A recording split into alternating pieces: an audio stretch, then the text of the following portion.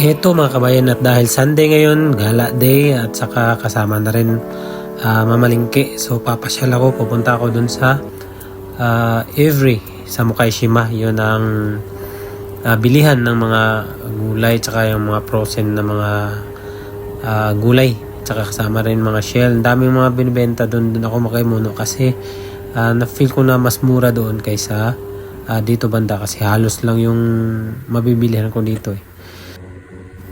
Ngayon dito na ako sa daan na paakyat sa bridge, sa Enoshima Bridge, and then ang pwede dito is yung taong maglalakad lang, bisikleta at saka motor. So ang sasakyan naman is doon sa itaas dadaan, may taas itong bridge eh.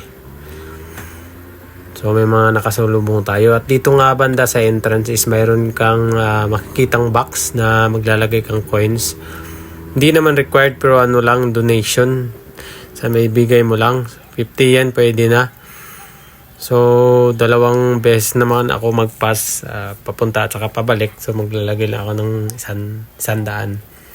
So, 100 yen. Depende lang naman sa iyo kung magkano mo ibibigay mo. So, ito na yung entrance ng bridge. So, may kabaan din tong Enoshima Bridge.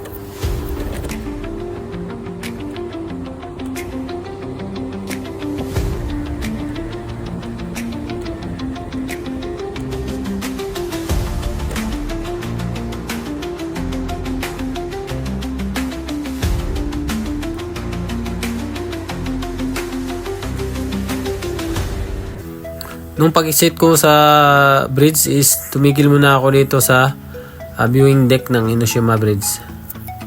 So dito makikita yung view mismo ng bridge. So yan ang Enoshima Island, diyan ako galing.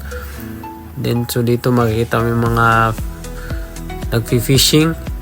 Then doon banda yung shipyard, so may kalayuan doon. So maganda dito, ma-recommend ko sa mga kabayan na pumasyal dito pag kaya nyo pasyalan kasi may bisikleta naman and then sasakyan. Lalo na pag summer kasi meron ditong beach na pwedeng maligo.